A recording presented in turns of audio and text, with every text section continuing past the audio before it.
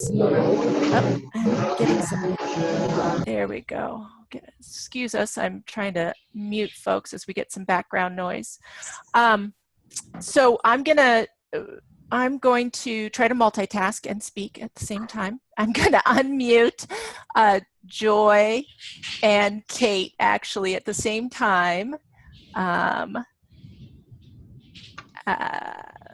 Or you can unmute yourselves. Oh, here we go. Kate and Joy, I think I've unmuted both of you. Kate and Joy, we wanted you to be able to speak to this group because we know that funders have a particular interest in looking at the data that's in HMIS and occupancy in particular, and the way that you're looking at that for night-by-night shelters in particular. So Kate, do you want to start us out? Sure. Again, this is Kate Speltz with King County Homeless Housing Programs. Want to thank everybody for taking the extra time for some training today. Nobody more than the people who are listening to this webinar nobody's more interested in making sure that homeless people are housed and that we're making maximum use of our shelter capacity. And as we know, more and more people are using the HMIS information to clearly and cleanly identify what they believe is the occupancy of our programs. And as we're looking at some of the dashboard reports, the numbers are showing particularly low, and we know that most, if not all of you, are operating at a much higher occupancy rate than the data would seem to indicate. And so we want to make sure that we're representing well the work that you're doing, and particularly with the various entities declaring a state of emergency and a real focus on shelter capacity and numbers on the streets. It's really important to have our data as up to date and accurate as possible because people are looking at it and asking questions of it on a pretty continuous basis. So we're spending some time looking at the various ways we can make sure that the data we have represents what's actually happening on the ground. And then once we know that, we can work with you all where there actually are vacancy issues to kind of help fill those slots and get more folks off the street. We thought this was a really important place to start because as we looked at this, night-by-night shelters particularly seem to be showing higher vacancy rates than we believe are actually happening. And I think that's all I have to say on that. Other than that, we hope that after this training that people will really go back, look at your data, take advantage of some of the upcoming office hours that BitFocus is going to have if you have follow-up questions. Next poll data in July, we're going to be able to see some improvement on this data front. And with that, I'll stop.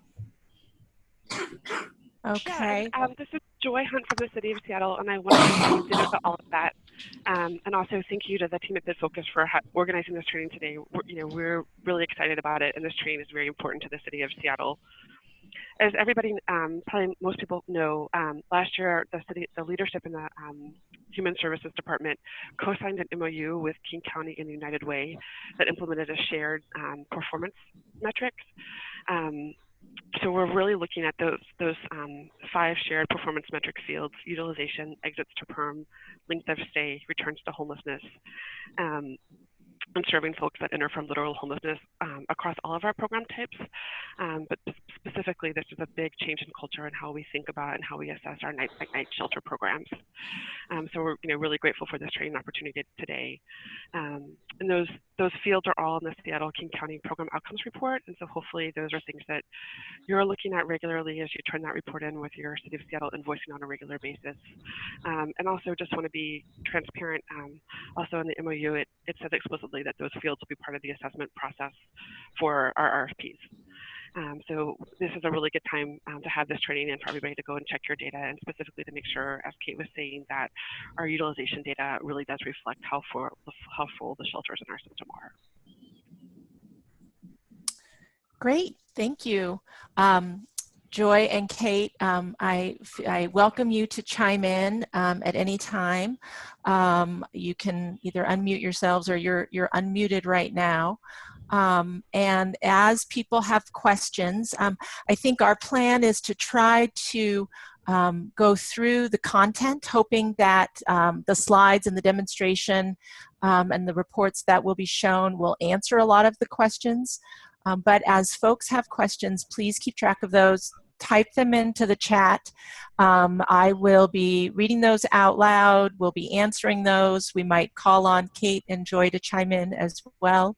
But we'll try to have time at the end to really be able to answer those questions that didn't get answered through the demonstration and the content that Sarah will be going through in the next few moments. Sarah, anything else that you would like to talk about for this purpose right now in terms of our focus on night-by-night shelters in particular before we move on to the demonstration?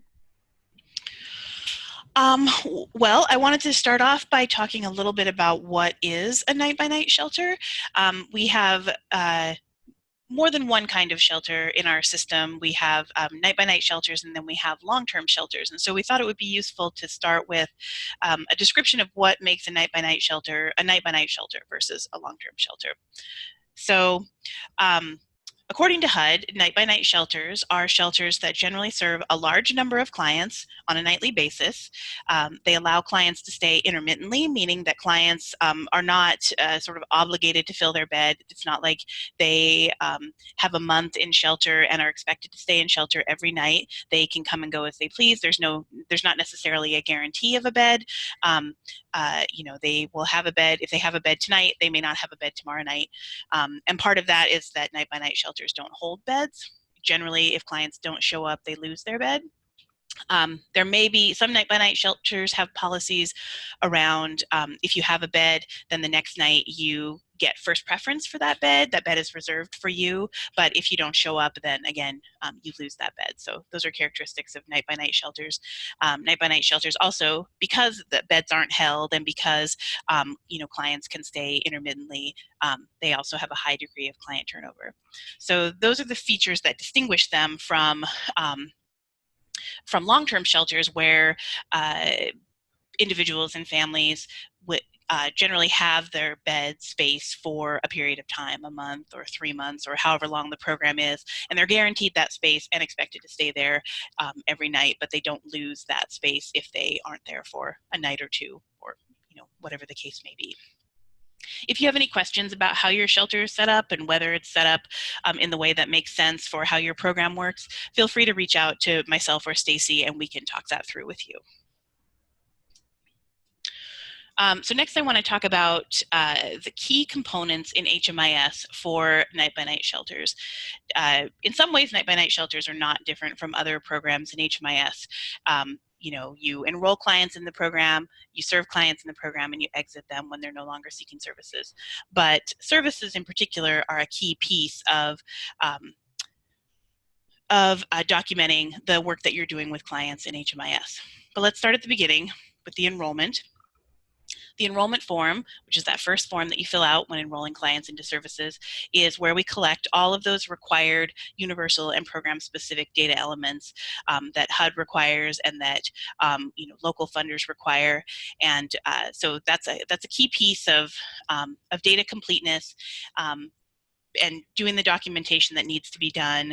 And then beyond that, an enrollment functions as the way that you get to provide services for your clients. You can't enter services for a client if they have not been enrolled in your program. So the services are the piece that are key for night-by-night shelters and that are a bit different. There aren't other programs that are required to have services in HMIS, but night-by-night shelters services are key. Services are used to track the work that you're doing with your clients. In the system, you may have just one service, which would be your bed night service, your housing bed night service, or you may have many services depending on the kind of work that you do with your clients and what's useful for your program. If you don't have services that meet the needs of your program, let myself or Stacy know and we will help you get set up with what you need. Your bed night service usually starts with your program name in brackets and then followed by ES, which stands for emergency shelter. It might say ES housing, it might say emergency shelter. It'll vary a little bit depending on who set it up, but it'll look something like that. And I just want to say again, your housing bed night service is key to program utilization.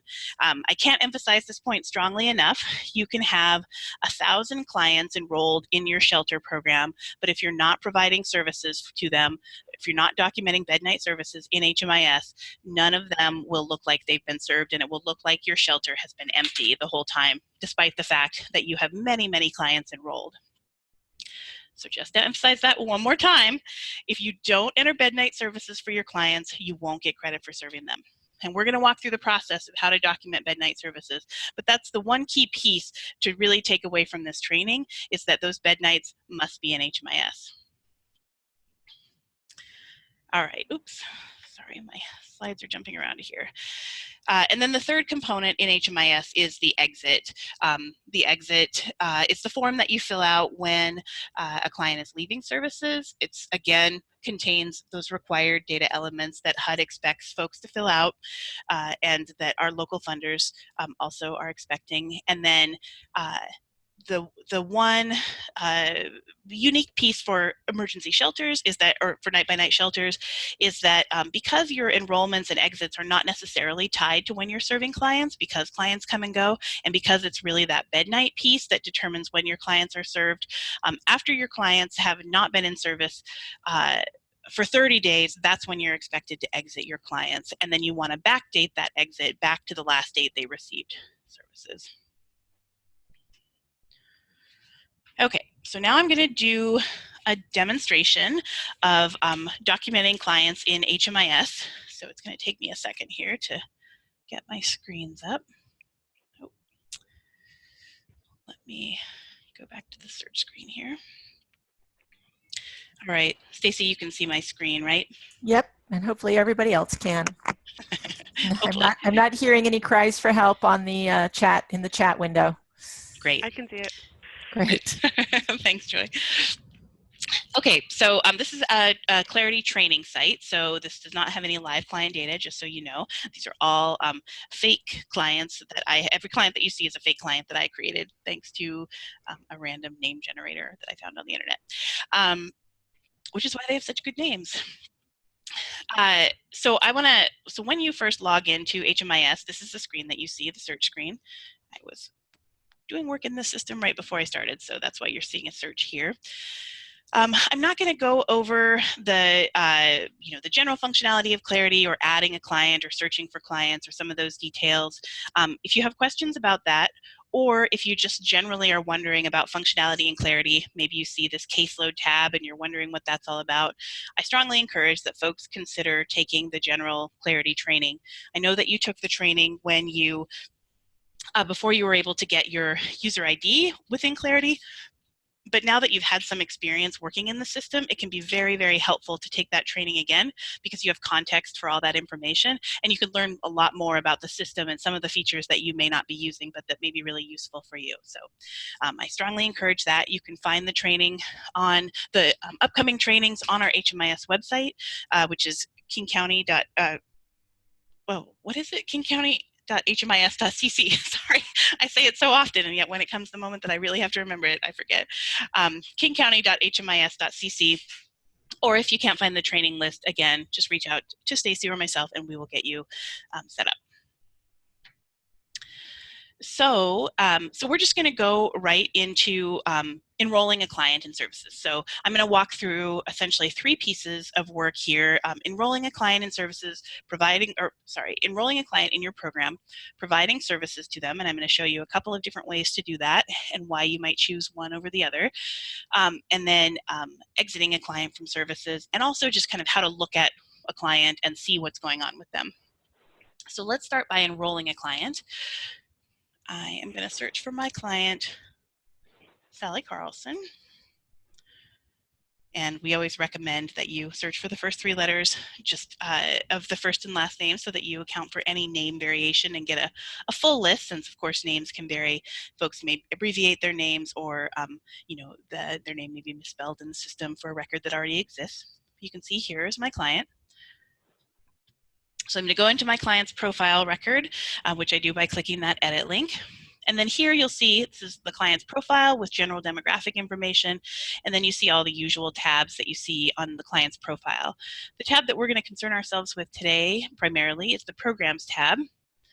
If we click this, we can see what programs our client is currently or has historically been enrolled in. In this case, there are not any programs. So this client has not been enrolled in any programs in HMIS. And then we can see what programs at our agency that we can enroll this client in. So we have our Main Street Emergency Shelter. You may see a long list of programs depending on what other programs your agency has, but in our case, we only have one. So we see the name of the program, the type of the program, and then in order to enroll a client, we expand this arrow to see more information about this program. So I want to show you a little bit, orient you to just what you're seeing here on this screen. So here you can see under active clients, you can see how many clients are currently enrolled in the program. So we have 7 clients who are enrolled. None of them are families. 100% of them are individuals, which makes sense since this is a program that only serves individuals. Occupancy today shows how many of those folks who are enrolled we've provided services for. So as you can see, none of them we have services for none of them. So this is a great quick way to look to see whether your services are done or not. If you come into this page and you see that you have 0 occupancy, that means nobody has received services. Or if you have occupancy that's less than what you think it should be, that probably means that folks are missing services. So, Sarah? Yes. We're having some sound issues right now with you. You're very hard to hear. There's a buzzing sort of, yeah, and everybody's experiencing it right now. Okay. All right. I'm going to have to switch. Okay, can you hear me now? Yes. I can't, it sounds like it's gotten better from, yes, that was audio on that. Okay. Yep. Sorry about that. Just to warn folks, you'll now, I was on a headset and now I'm just talking into my computer, so you may hear more ambient noise, which will hopefully be kept to a minimum, but you never can tell. So just be prepared for that. So let me cover that again briefly, since I don't know how much folks missed. Active clients are the clients who are enrolled in your program. You can see the breakdown of by families and individuals. Occupancy shows how many folks have actually received a service today for today. And as you can see here, none of our enrolled clients have yet received a service. So you can see a little bit more information about the program itself. You can see the funding source. If it has a federal funding source, you can see that here. You can see what categories the services fall under. It's not that important, but it's just for your information. We only have housing services in this program. And then down here, you can see what the inventory is for your program. So this is the service that we have. This is our bed night service, and we have 10 beds in 10 units. So to enroll your client, you click the enroll button. Now I'm just going to demonstrate enrolling an individual because most of our night-by-night shelters serve individuals and not families. But if you do serve families and you are enrolling families, then over here you would also see all of the family members associated with this person. When you're enrolling somebody, you want to start from the head of household because that person is who will be designated as the head of household for the enrollment. So you want to start from that person, start the enrollment there, and then enroll everybody else afterwards. You'll see checkboxes to include all the family members associated with that person. You can check the people who should be included and deselect the folks who shouldn't be. If you forget to start from the head of household and you need to have the head of household for that enrollment changed and you're not sure how to do that, contact the help desk and they will be happy to help you with that. And I'll be sure to give you the contact information for the help desk at the end of this training. So to enroll our client, we, again, just click this enroll button. And then we'll be taken to the enrollment screen. Now again, this is where we collect all of those required HUD data elements. Sometimes the questions can seem a little bit awkward or maybe repetitive, or you can think of ways to improve them. Unfortunately, we're mostly required to do it this way by HUD. HUD is pretty prescriptive about the questions that we're supposed to ask, and so that's what we follow their instructions. So these are all the enrollment questions. I'm just going to fill them out because it's not important what I put here. It is, of course, important what you put. You want to put accurate information, as much information as you have and can get from your client. But in this case, I'm just going to put that their program enrollment date was the 1st. because something happened, our shelter flooded, and so now I'm finally just getting around to data entry 15 days later, and so I need to do some back data entry. So she actually started on the 1st. And then I'm just going to pick random answers to all these questions so that I can get through this quickly. But again, you, of course, do not want to just pick random answers for these questions.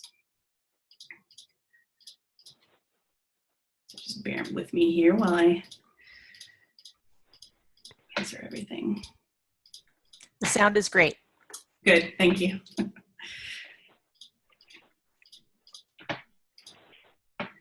And if folks have been asking, and I'll go ahead and say it out loud as well, if people haven't caught it on the chat, we are recording this, so we will make that available in the near future. Yes. As a resource. Okay, so I've finished entering in all the enrollment data for this client, so I'm going to go ahead and save and close. Now, if I was enrolling a family, I would immediately be taken to the next family member's enrollment screen, and I would fill out that information for them. And then once I completed that, I would be taken to the next family member until I had completed an enrollment form for all family members. But we only have one family member, or this is a household of only one, so we don't have any additional family members to enter that information for. So next we're taken, so as soon as you enroll somebody, the first place that you're taken is to this Provide Services tab. By default, that's where you automatically go. And this is indeed where you can provide services. I want to orient you a little bit to everything that you're seeing on the screen here. Up at the top here, below the client name, you'll see, again, all of these client-specific tabs that follow the client everywhere when you're in their profile, whether you're looking at programs or assessments or notes, excuse me. You'll always see these tabs to kind of get yourself back to where you need to go, whether it's back to the profile or back to the programs list. And you can see here that we're working under the programs tab, which makes sense. And this is the program that we are working in. We have just enrolled this client in this program, and we can see that information here. Now these tabs are program-specific tabs that are specific just to this enrollment in this program. So here in the enrollment tab, we can see all of that enrollment information that we just completed in case we need to go back and review it or correct it if there was a mistake. We'll see the client's history with this program, which of course they don't have any history since we just enrolled them. We have the Provide Services tab where we can provide services, which is one way that we can provide services for a client. We have the Assessments tab, which is when programs set up program-specific assessments for their clients. I don't think we have any of those in King County. I know that some state funding contracts have assessments that they require, so you may have assessments that you do for your programs, but for the most part, folks are not doing program-specific assessments. And then here are where you can document notes with regard to services for your clients, case notes. These notes are confidential. Only your agency can see these notes. And then files and forms are where you can store documentation that you may have for your client pertaining to this enrollment. Maybe you have them sign forms when they start services with your shelter program. You may want to upload those forms here so that you have a record of them if that's useful for you. And then over here on the right, you have the End tab. This is where you go when you want to exit your client. You just click that and it takes you to the exit questions, which I will demonstrate a little bit later, and they are similar to the questions that you're asked at enrollment, as well as some exit specific questions. Further on the right, you see information about this enrollment. Since we backdated this client's enrollment, we see now that she's been active for 14 days in the program. We see that this is an individual enrollment, not a family enrollment. So if you're thinking that you're doing a family enrollment, but you're seeing this show up as individual, you know that something was set up incorrectly. So reach out to the help desk if you need help correcting issues like that. We see that the program start date was the 1st of June, which is what we selected when we entered. And we see that I'm the assigned staff person. What that means is that under this caseload tab, this client is going to show up as a client that I'm working with because I was the one who did the entry. If I'm just a person who does data entry and I'm not actually the person who's going to be working with this staff person, I can use this little pencil icon to change that to whoever it needs to be. And then this client will show up, that person's name will show up here, and this client will show up on their caseload. And then we can also see who is the head of household. Since this is only an individual enrollment, the individual is of course going to be the head of household, but if it was a family enrollment, you would see who was designated as the family, the head of household for the family. Program group members, again, this is only if it's a group family enrollment. You would see the other family members who had been enrolled, so you can see if there was a family member who was not enrolled and should be, or if the wrong person is designated as the head of household. So maybe you see the head of household down in the program group members instead of here under the head of household. So if you see something like that, again, contact the help desk and they'll help you figure out how to correct that. Status assessments, mostly these, well, I'll say that the times in which assessments, status and annual assessments apply to shelters, to night-by-night shelters, is pretty rare. A status assessment is what you can do essentially to update all of that information that you documented at enrollment. So let's say that your client gains income while they're at the shelter and you want to document that because they came in with no income and you want to show that they got a job.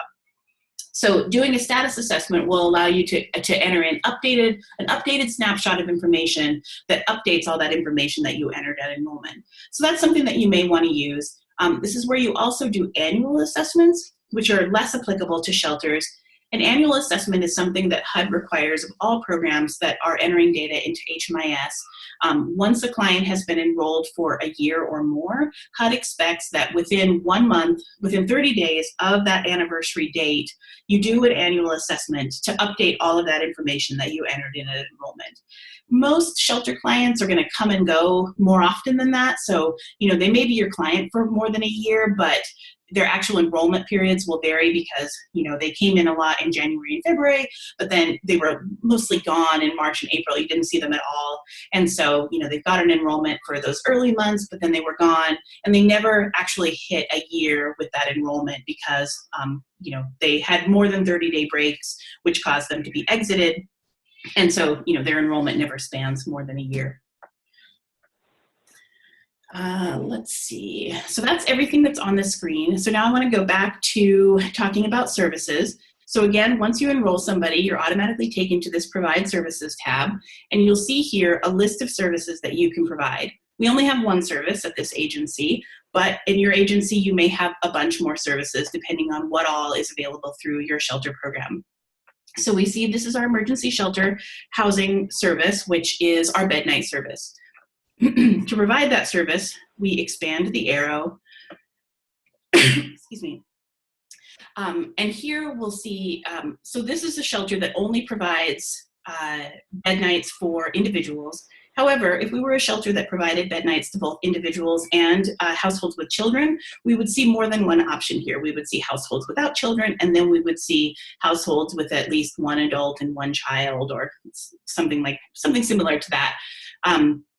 And that may be the case for other kinds of services that you have in the system as well. You may have, for example, a referral service, and then you see a lot of different sub-options for the different kinds of referrals that you might make to legal services or to medical care or to mental health services, for example. So these are just subcategories of this bigger service category. So when you're wanting to enter services for your clients, generally this is not the way you want to do it. This entering services through the Provide Services tab is here as a convenience, so that there are more than one way to provide services for your clients. But the only time that you want to provide services here is if you are providing a backlog of services. So this is a great example. Sally Carlson, again, she came to our shelter on the 1st of the month. She's been staying here every night. And so now we need to finally get around to documenting our services now that our flooding issues are resolved. And so this is a great place to do it. We can choose a start date of the 1st. Since she stayed that night, she stayed every night in between. And then we have an end date of today, because we don't know if she's going to come back tomorrow. Since this is a night-by-night shelter, she may not. So we're just going to provide services today because we just checked her in when we enrolled her, so we know she's here and going to stay tonight. And then we can submit this service. We'll see here that our service placement has been made, and then it closes up very quickly. But this way is, it's a perfectly fine way to provide services, and if that's the way you're providing services right now, that's great. It's just a little more time consuming. I'm going to show you an easier way to do it. But the reason why you might want to use this is because it's a great way to provide a big block of services without having to do each individual day.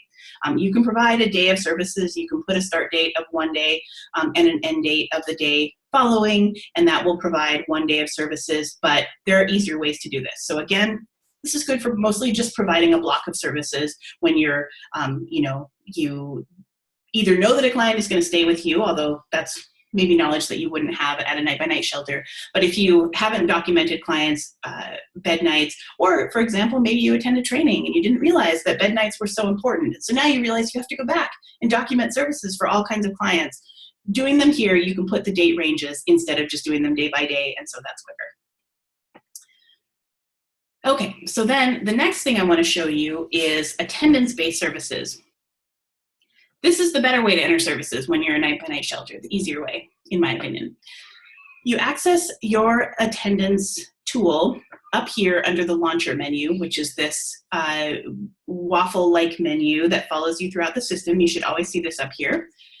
You'll have different icons depending on what you can access in the system. And then what you're looking for here is the attendance module. Everyone should see this. If you don't see it, contact the help desk and they will help you, figure out why that's the case. But by default, everyone should have access to this. So we click into the attendance module, and and actually let me go back to the very beginning, because you may be entering services completely aside from enrolling clients. Entering services is something that's probably going to happen every day, whereas enrolling clients is only happening as needed, maybe at the same time, but maybe not. A lot of folks find that, when you have a shelter that, for example, opens in the evening and you've got folks lining up to be checked in, it's easiest to just log into the system then, open up the attendance tool, and then you can very quickly check everyone in as they come through. But even if you're not doing it that way, even if you're writing down names and then later checking them in when you have time, when things have calmed down for the evening, using the attendance tool is going to be the most helpful way to do it. So if we had just logged into the system, we would come to the search screen, and again, we would get to the attendance tool just through this launcher menu by clicking the attendance icon. Now, what you see here on the screen are a list of all of your services that you can do, that you can access and provide through this attendance tool. These are going to be your day-to-day services, like bed nights. You might also see, for example, meals or laundry services. The services that you won't see are longer-term services, like, for example, case management. With case management, you probably have a more of an ongoing service relationship with the client. Sometimes there'll be meetings with the client. Sometimes the case manager will be doing work on behalf of the client. And so that's kind of an ongoing, long-term service that you're providing over a period of time. It's not just those finite day-to-day services that you may or may not provide to a client, like a meal or a bed night. So again, if you go to the attendance module and you don't see the services that you're expecting, of course, contact the help desk or Stacy and myself, and we'll help you get that worked out. So when you're ready to provide services to your clients, you choose the service that you want and click Manage next to it. And then you're going to see the attendance screen. What you see here, you see what the current date is. And by default, the date that you're providing services is going to be the current date. If you are wanting to go back because the person who was supposed to enter in services yesterday got sick and just left you a list of services that you need to now enter, and it's the date and it's the next date, you can change the date by selecting whatever date it is you want to apply services for. So for example, if we go back to the 14th,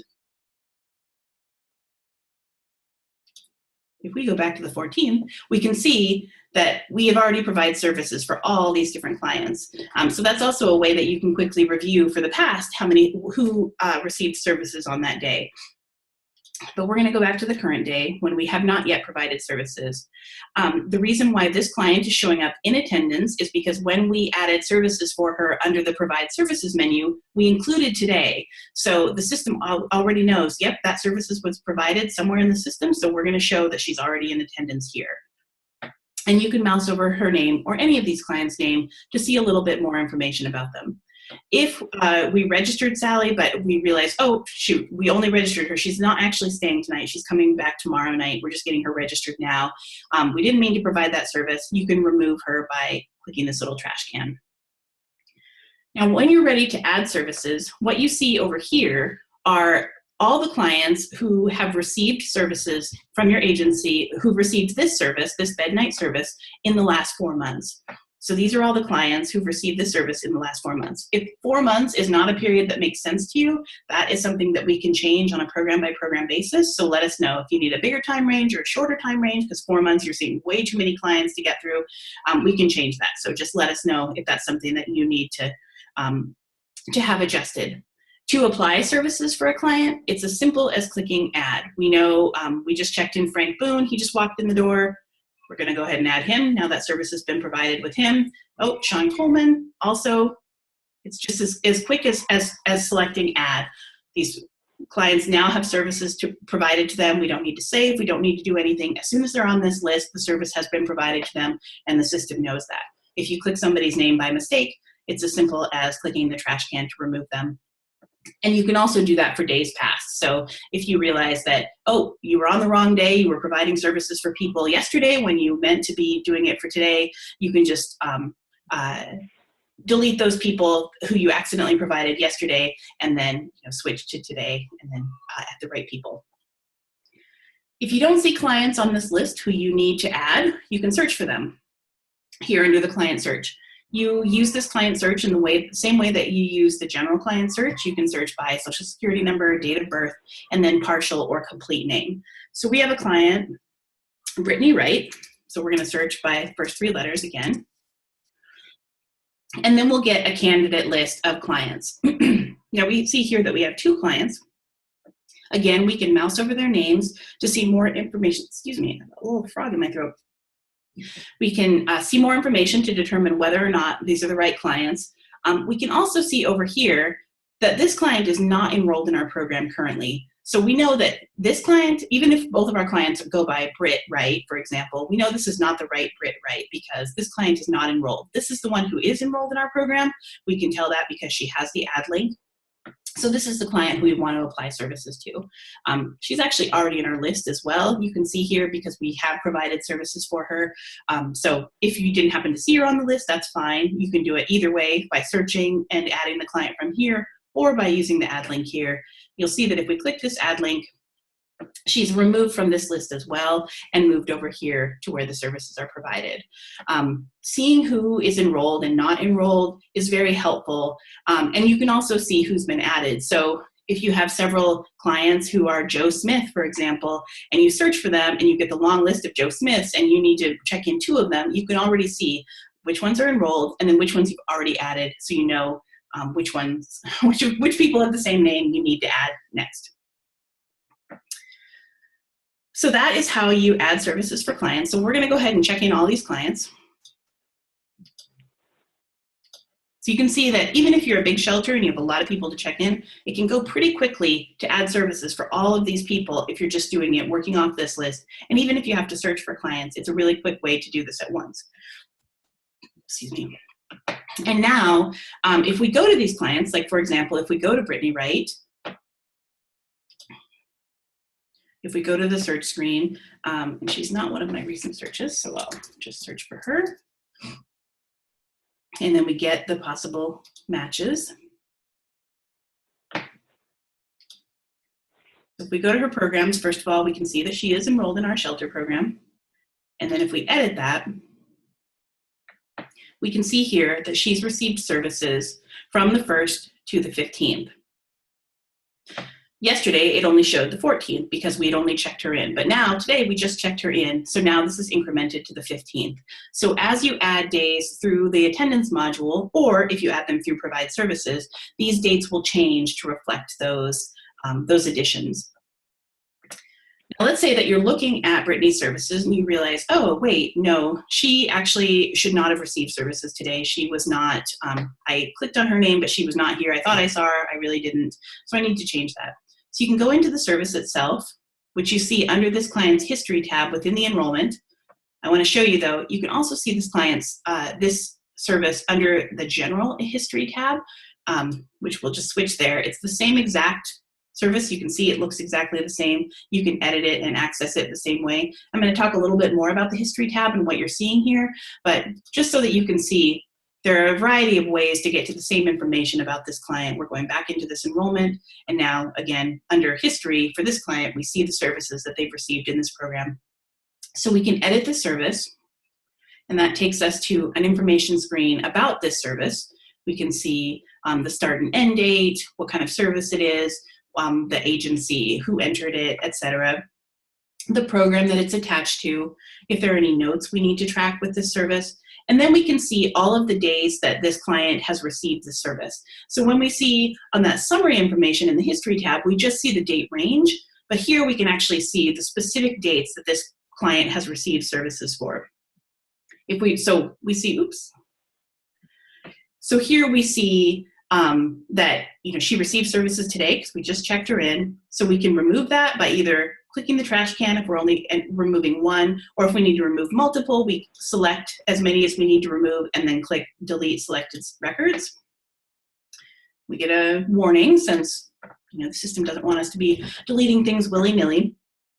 And then now when we go back to Brittany's programs and go into this program enrollment, we'll see now that the date range of her services has changed. The start date remained the 1st, but we took away that service for today. So now her end date for the services goes back to yesterday. All right, so then I'm going to show you the history tab. So again, this history tab is going to show you just stuff that happened during this enrollment. So just services that were provided during this enrollment. If you do program-specific assessments, which again, not very common, they would also show up here. So really what you're just going to see is enrollments. But if we go in this general history tab, the client level history tab, then what we see are all the enrollments for this client as well as all the services across the COC. So you'll see your enrollments and services as well as enrollments and services that this client has received at other agencies. You'll also see if they have a VI SPDAT completed or other client level assessments that we're doing. You'll see if they've been referred to the community queue. You can see a lot of information on this history tab. And in our last month's newsletter, we actually did a feature on the history tab talking about what you can see. So you may want to go back and check that out if you have any questions about what's available on the history tab.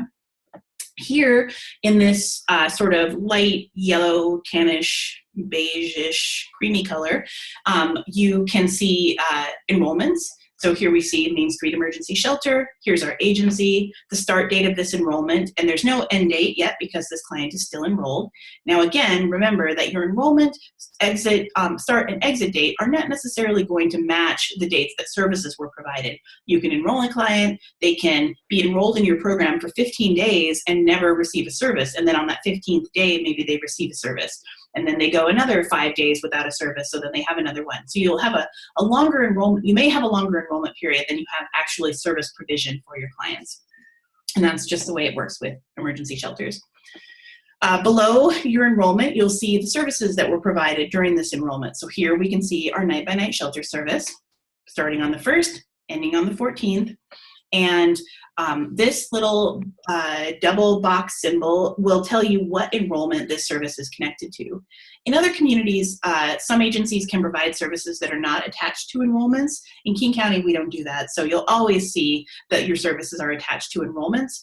But in some cases, that is not the case in other communities. So it's useful to see when services are attached to enrollments. But in any case, if you mouse over this little icon, you can see the name of the program, and the agency, and then the enrollment start and end dates that this service is falling under the umbrella of. Okay, so that's the history tab. So the next thing I want to show you is exiting the client, and I just want to check the agenda really quick to make sure that I am on track. Oh, good, and I am. In fact, we're running a little bit ahead of schedule. That's great. Okay, so now going back to the programs tab, which is again where we can see the list of this client's current and historic programs. Now it's time for us to exit this client, which we do by editing this person's program, the enrollment that we want to exit them from. And so again, by default, when you go into a program, you see this, you're on this history tab. When you enroll somebody in a program, you default to the Provide Services tab, but after you've enrolled them, when you come back to their program, then you go to this History tab by default, so you can see kind of what's happening with them in this program. When you're ready to exit somebody, you click this End tab, which will take you to the exit screen. So we'll go ahead and exit Brittany as of today. Maybe we know she's exiting because she has she is moving in with her grandmother, and so we know she won't be coming back to shelter. So we're going to say that she is stably housed, and her destination is, so many options. Let's see, staying or living with family, permanent tenure. Now, I know that in night-by-night shelters, destinations can sometimes be a challenge because your clients sometimes just disappear. You don't necessarily know. If you know, or if you think you know, don't hesitate to put a destination down. It's fine if you only think that your client maybe went to jail or is staying with a friend or returned to homelessness.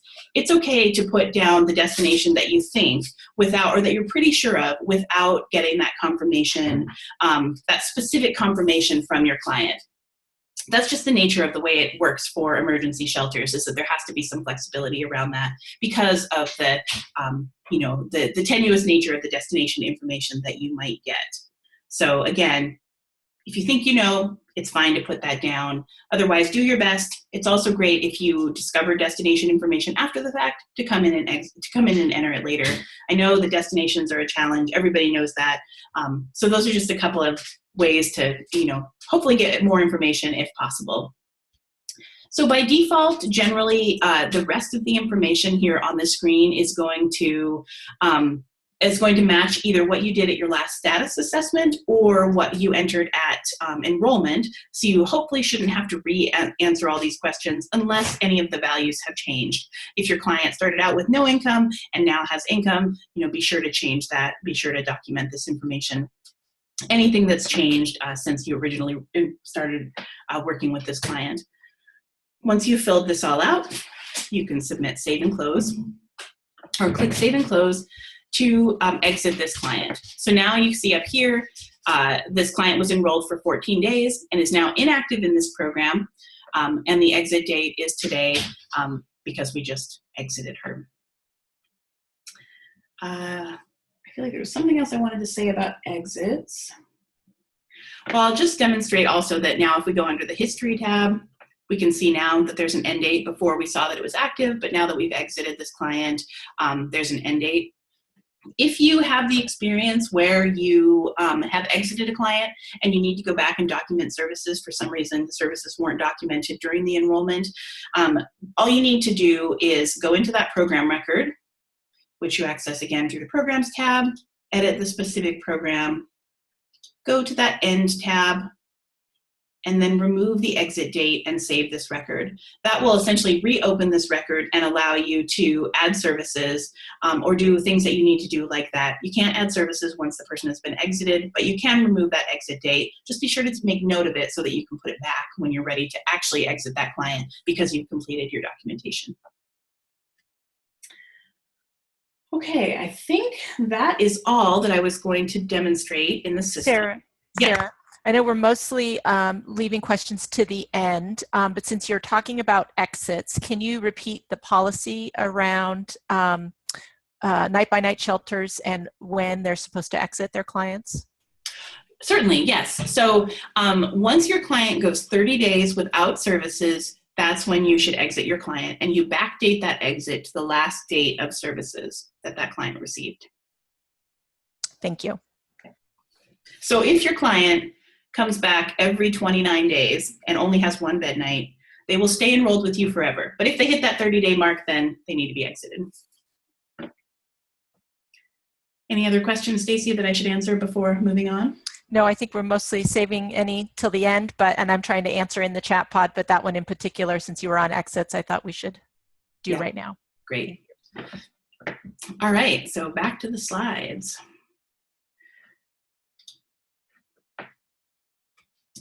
All right, so now let's talk about monitoring and troubleshooting data quality. This is a really important piece. It's the most helpful piece to making sure that your data is on track. It's one thing to know how to do all the stuff. It's another thing, of course, to make sure that everybody is doing it as expected, and that as you're doing this documentation, the numbers are actually reflecting what you think that you're documenting. So there are a number of reports, or 4 reports, I think, that I'm going to talk to you about using, and they all serve slightly different purposes, so you can use whatever you think is most useful. We will send out this slide deck after the training, so you can take notes if you want, of course, to write down the report names, but know that it'll also come to you in these slides. So if you just want to wait for that, that's totally fine too.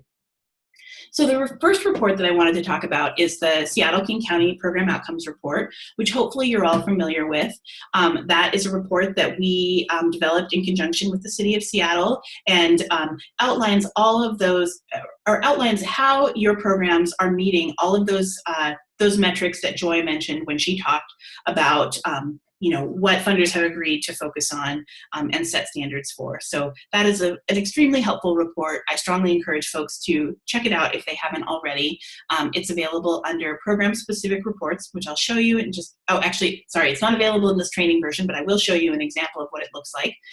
We also produced a guide for this report that tells you what goes into each of those fields, which you can access via the link on the slide. That's our HMIS website, kingcounty.hmis.cc. That's very helpful when the numbers don't look like what you expect. You can go look at that guide to see how those numbers are determined, and then that can give you an indicator of what you might want to look at in your data. This is a particularly useful report for looking at utilization. It's a report that is a great one to check as a first step, to kind of set it as something that you run regularly to make sure that your numbers are on track, because it'll give you an overview and can flag those areas right away where your numbers just don't look right, and give you a place to know where to start digging in. Excuse me. So utilization is a great one. Again, you can see on this report whether your program is achieving those outcomes.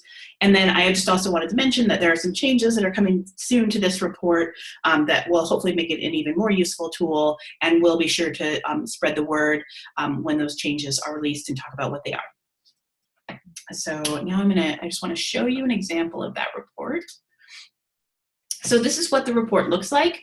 Again, it's not available in this test site, so I can't run it to show it to you with the data. But here's an example. You'll see information about how many clients you enrolled during the report period that you select, the total of households you served, how many households came from homelessness, and then very importantly, you'll see your utilization rate. And your utilization rate is based on a count of how many beds do you have according to HMIS, and how many times did you provide services.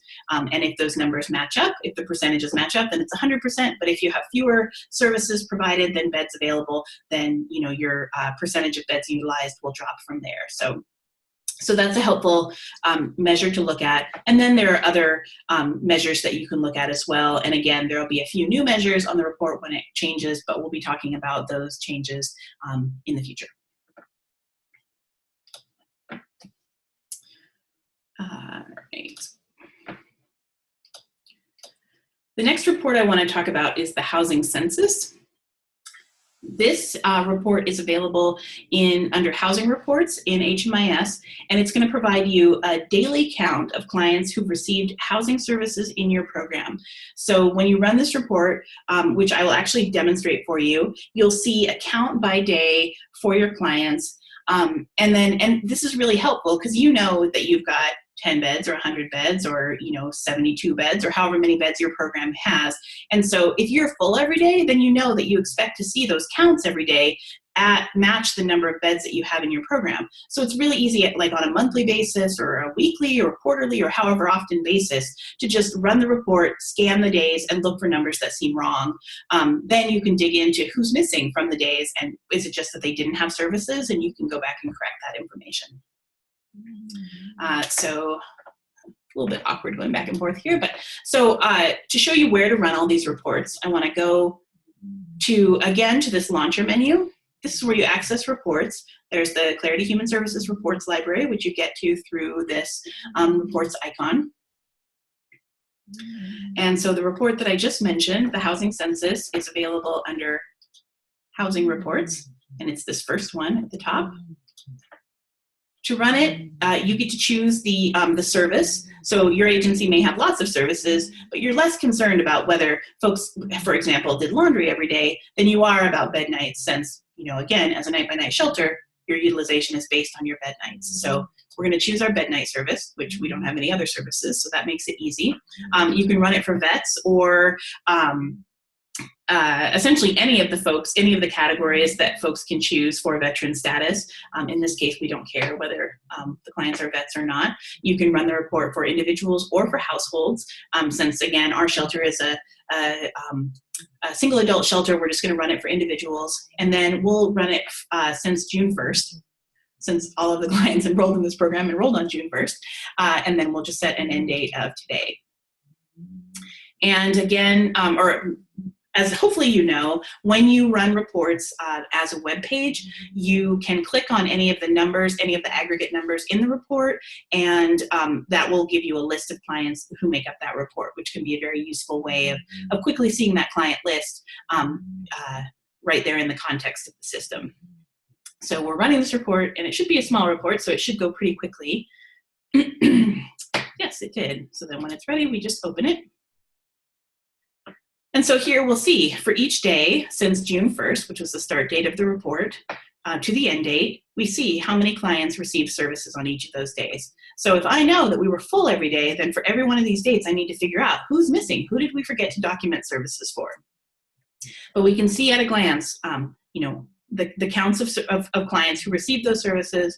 And then if we click on any of those numbers, we see a list of all the clients who make this up. And we also see their data quality, how complete the data was that we entered on their enrollment screen, and then who was the staff person who did these, who did all this data entry. So we can see, if we're familiar with who our current clients are, we can see which of those clients, you know, didn't receive services that night, and then figure out why that is. So that's the housing census report. That's a great one, one that I highly recommend for shelter programs in particular. Next is the program details report. This is one we often recommend when we're doing data cleanup, when we're doing HUD federal reporting, because it's one that shows you kind of all of your client information all at a glance. And actually, well, I can show you where this one is at here in the system.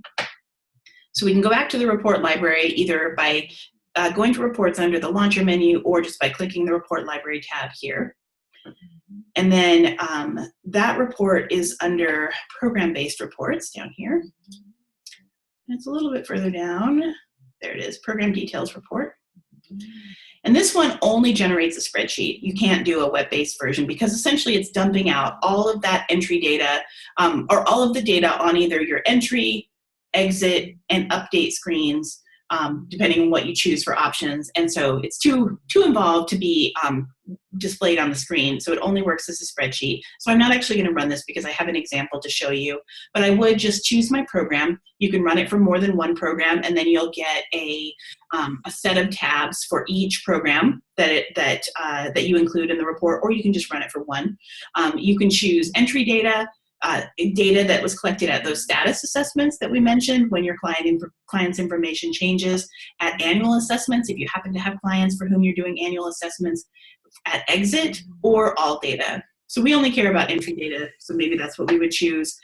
You can choose for only new clients who've enrolled during this reporting period that you select, or for all clients who are active during that reporting period. We'll choose active clients, and then you put in a date range that you're interested in looking at.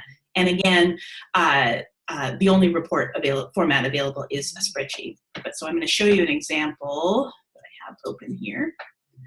So, so when you see the spreadsheet, you see this cover sheet that shows you the program that you're looking at, and then you can change the tab to the test data, or sorry, to the actual program. The ENT means this is entry data, and then this is the program name.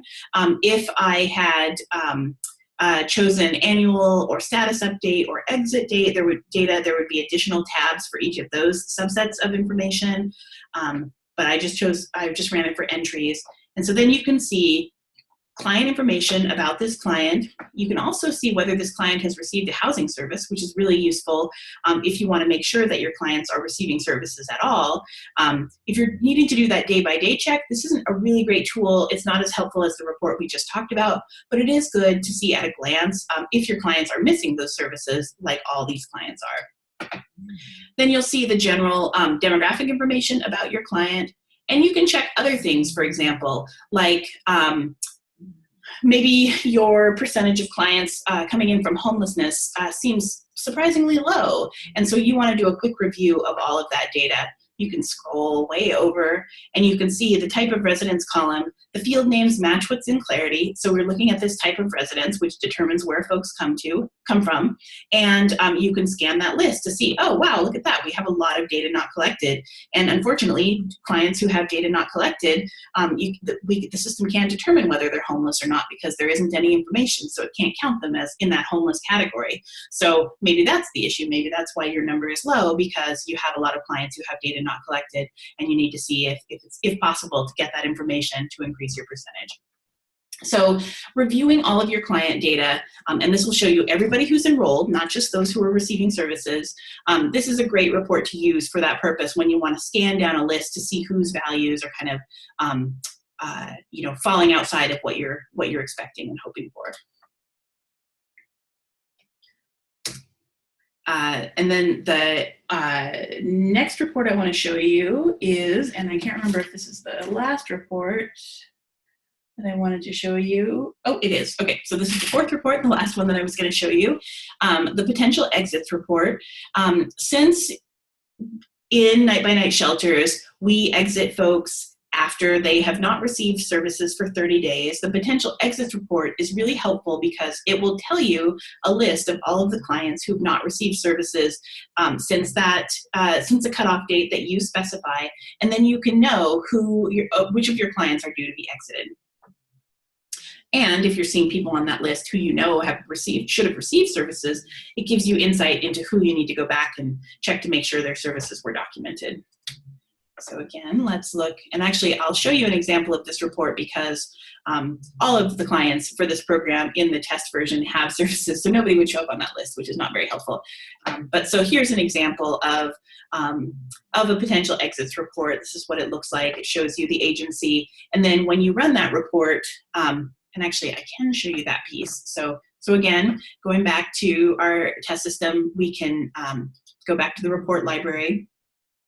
Potential exits is under program-based reports. And here you see it. When you run it, you choose the program that you want to run it for. And again, you can choose for more than one program if you want to look at all of your programs at once or some grouping of programs. And then you choose the cutoff date. So if we wanted to know who was due for exits today, we would look for everybody who hadn't received services since a month ago. And then anybody who showed up on that list would be the folks who were due for exit. So we would put in a cutoff date of May 15th or May 16th if we wanted to look a day ahead at folks who are going to be due tomorrow. And then the example of the report is here. So then this is the output. We just see the ID, the names, and social security numbers of folks who've not received services, the project name, and folks who have nothing mean that they've never received a service. And then folks who have a service listed are, this will show you the last date that they did receive services. So our cutoff date was May 14th when I ran this example. And then, this person's last service was May 12th. So they are due to be exited since they haven't received a service in a month. Alrighty. So those were 4 examples of reports that can be very helpful when you're digging into data quality issues. We strongly recommend that you run those reports periodically on a schedule of your choosing to make sure that you're regularly looking into data quality issues that come up or anything that just looks odd that you want to figure out. If you need more help, if you need more help figuring out how to do something in the system, understanding what you're seeing on a report or anything like that, you should check out the Clarity Human Services Help Center, which you can access at get.clarityhs.help.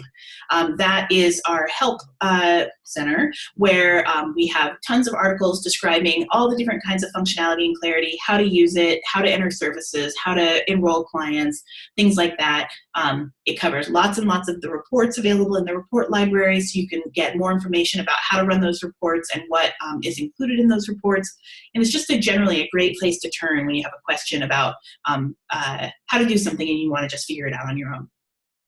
If you can't figure it out, or you don't want to figure it out on your own, don't ever hesitate to contact the BitFocus King County HMIS Help Desk, which you can access at the email address on the screen, kcsupport@bitfocus.com, or by phone, 206-444-4001, extension 2. The Help Desk is very helpful. We get lots of great feedback about the Help Desk, and they are happy to answer your questions and help you figure stuff out. All right. Do we have any questions? We do. So the one just came in and it's here in the chat pod, and I said we should hold it just because it touches on a couple of issues. And that is around when you're looking at single adults, the question here, as if you can see it, we're looking at single adults and coordinated entry. CEA has hooked a pair together as a couple.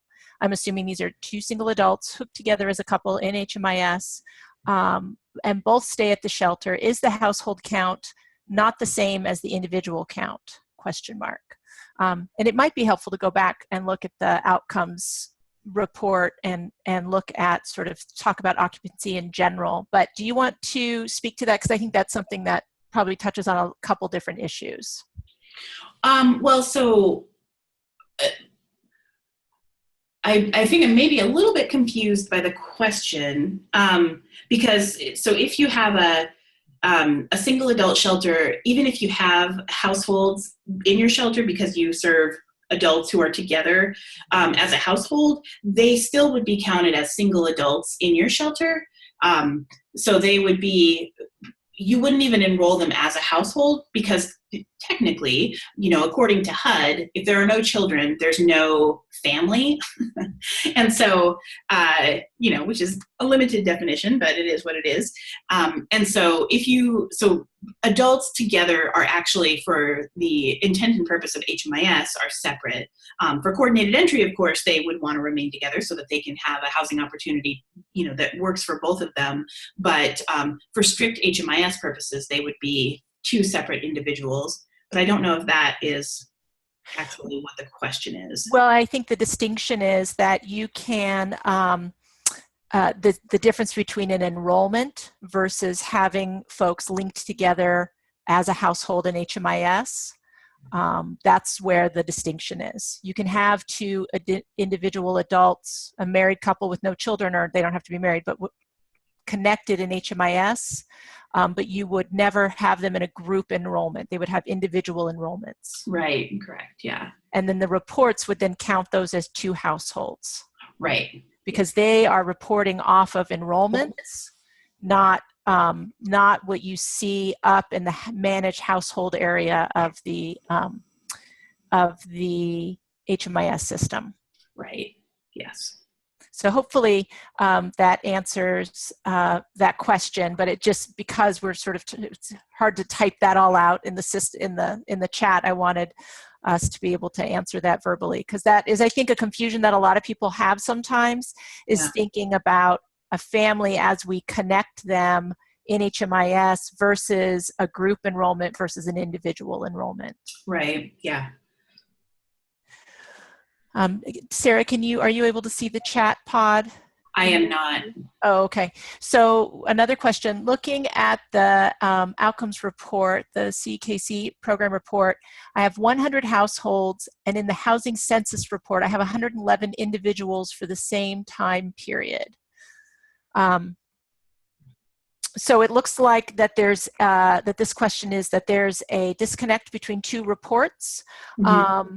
And we can dig into that individually to sort of see where that discrepancy is of why one report might be counting households differently between the two.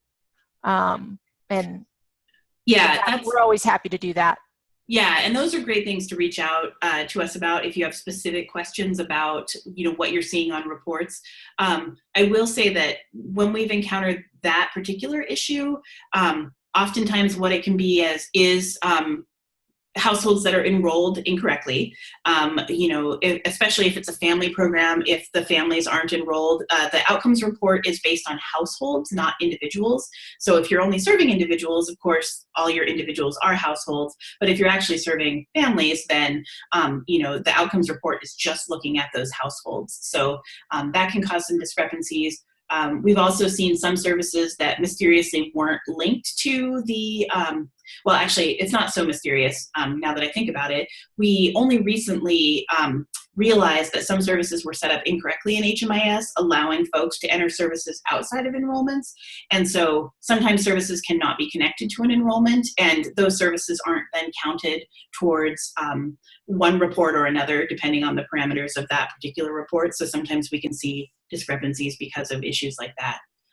So there's lots of little things that we can often pick up on, weird things like maybe somebody's age isn't specified, and so the report overlooks them because it can't determine whether they're an adult and therefore should be counted in a report, or, there's always little things, but we're happy to dig into specific issues if you just want to reach out to us.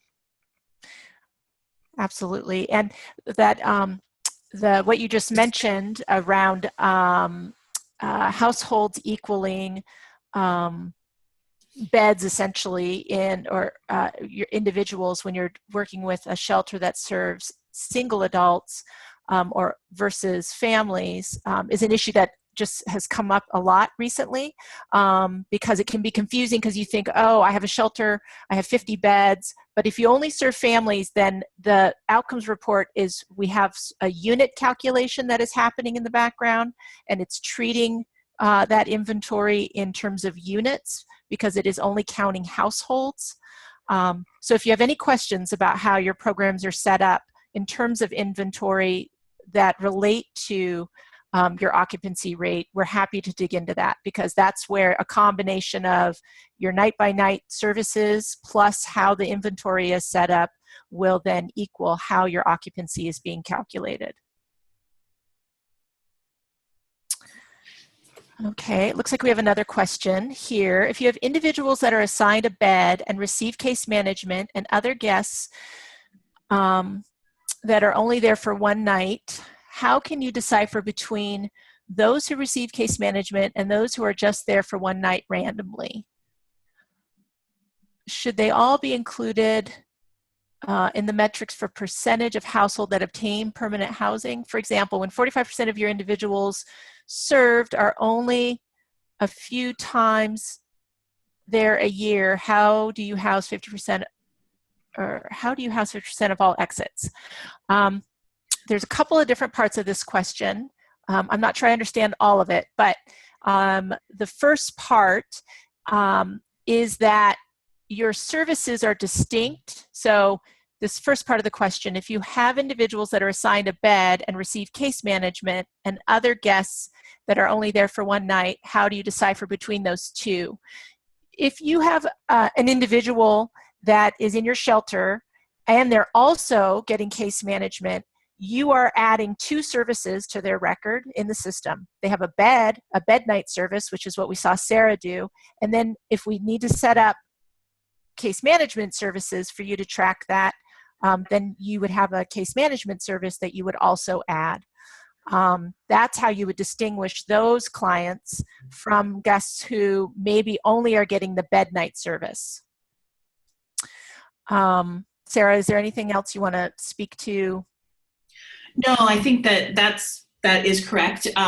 I do think that the second part of the question is maybe something that Joy could speak to if she's still here with us, because I think it's asking about the, I think it's the 40% exit to housing expectation for right. shelters. Yeah, Joy, are you? It looks like Joy might have lost her audio with us. This is Kate. I would say if you look at the targets and the minimum standards for the performance, it is for the emergency shelter, and so it would be relevant for everyone who stayed at the shelter. And again, this is where it's important to be recording all of the exit information that you can gather so that you can reflect as well as possible where people have gone to.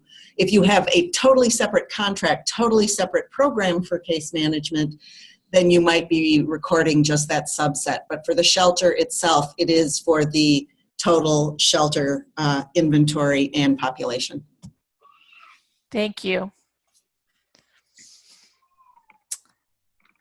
Do we have any other questions? Sometimes I know it takes folks a minute to type in their questions. So we'll hang out here for a second. And Kate, feel free to, if there's some additional points that you want to make sure that people hear at the end now, feel free to chime in. I think somehow we lost Joy on her audio. So while we're waiting for folks to enter in any last questions they have, Stacy, do you want to talk about the upcoming trainings and support opportunities? Absolutely. So we are here at the Night by Night Shelter training. Next up, next week, we have, the next 2 weeks, we have opportunities for online user support. So we're hosting office hours. We're collecting your questions as you register for attending the office hours. And this will be an opportunity for us to cover a variety of topics that are sort of the hot topics for users right now. So often we focus a training on one particular topic, and it's hard to really dig into specific issues. You know, how do we do this? How do we link a family? What about this issue? And so the office hours are really an opportunity for us to do that for you. So we will adjust content depending on the questions. We'll make sure to have some demos that we're ready to do, just because we get frequently asked questions on a regular basis. So we're doing that June 21st and June 29th.